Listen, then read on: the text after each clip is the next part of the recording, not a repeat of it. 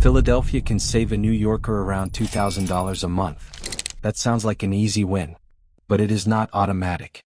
That number can fall apart if your paycheck drops, if you pick the wrong neighborhood, or if you suddenly need a car. So this is not just, is Philly cheaper? It is. The real question is, does the move still work after rent, groceries, utilities, transit, taxes, and your actual paycheck? Let's start with the part that does most of the work. Rent? In New York City, we're using $3,500 a month for a normal one-bedroom.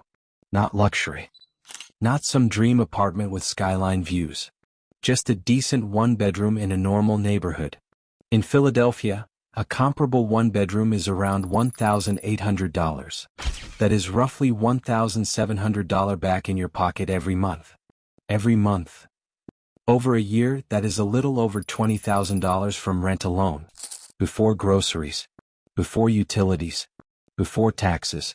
And this is why rent matters more than almost everything else in a relocation budget. People love to talk about cheaper groceries. Cheaper coffee. Cheaper restaurants. That stuff helps. But groceries don't change your life. Rent does. If you move to save money and your rent barely drops, the move probably is not worth it. In Philly, the rent drop is real. That is the reason this comparison works. Now groceries. In New York, food at home runs around $483 a month. In Philadelphia, it is around $401. So you save about $82 a month. That is real money. But let's be honest, $82 is not why you leave New York. That is one dinner out. Maybe two if you are careful. It helps the budget, but it is not the headline. The headline is still rent. Utilities and internet are even less exciting. New York utilities run around $229 a month. Philadelphia is around $239. So Philly is actually a little higher there. Not by much, but higher. Internet is basically the same. Around $75 in New York.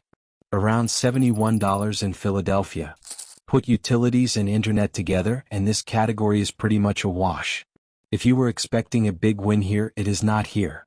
Do not build your moving decision around utilities. Build it around rent, income, and transportation. Now transit. New York Transit comes out to around $152 a month, using the weekly Omni fare cap. Philadelphia's SEPTA monthly pass is $116. So Philly saves you around $36 a month on transit. Fine. But this is where people get sloppy. New York is one of the easiest places in America to live without a car. You can complain about the subway all day, but it still does the job. In Philadelphia, it depends much more on where you live. Center City, Fishtown, South Philly near a good transit line, you may be fine. But if you land in Northeast Philly or just outside the city, the car question gets real fast. And once you add a car, you are not just adding gas. You are adding insurance, parking, repairs, maintenance. That can add hundreds of dollars a month if you did not plan for it. That is where the math starts to break. In Philly, your neighborhood is not just a lifestyle choice. It is a budget choice. Now taxes. This one surprises people. On a $100,000 salary, New York State plus New York City resident tax comes out to roughly $757 a month. In Philadelphia, Pennsylvania state tax plus the Philadelphia wage tax comes out to roughly $567 a month.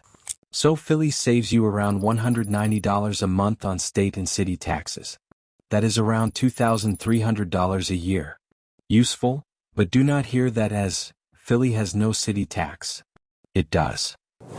Philadelphia has a wage tax. If you live inside the city, assume it applies. If you live outside the city or work across city lines, the situation can change. But do not guess. Check it before you move.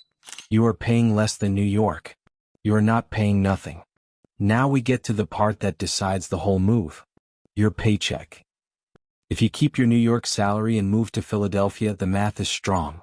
New York comes out around $5,200 a month for this core budget. Philadelphia comes out around $3,180.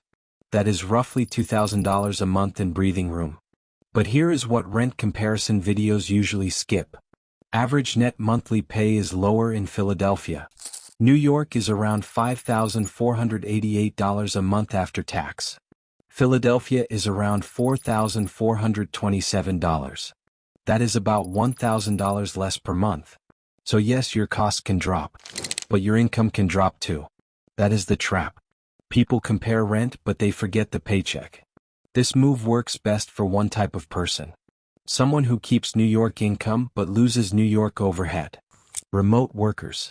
People who negotiate before they move. People whose company does not cut their pay just because their address changed. If that is you, Philly can make a lot of financial sense. But if you are moving first and job hunting later, slow down. You might still come out ahead. But it may not be a clean $2,000 monthly win. Here is the simple version. Best case, you keep your New York salary. You move to Philly. You save $1,500 to $2,000 a month. That is real progress. That is savings. That is an emergency fund. That is money that actually has somewhere to go.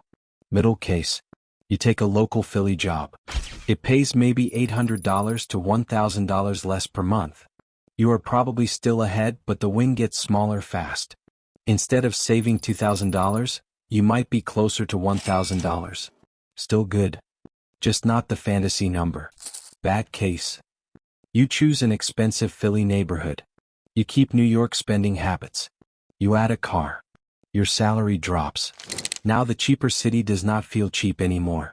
That happens more than people admit. So yes, Philadelphia is cheaper. That part is true. But cheaper city does not automatically mean richer life. The real test is whether the savings survive your paycheck, your neighborhood, and your transportation costs. That same test is what we're using on the next city pair.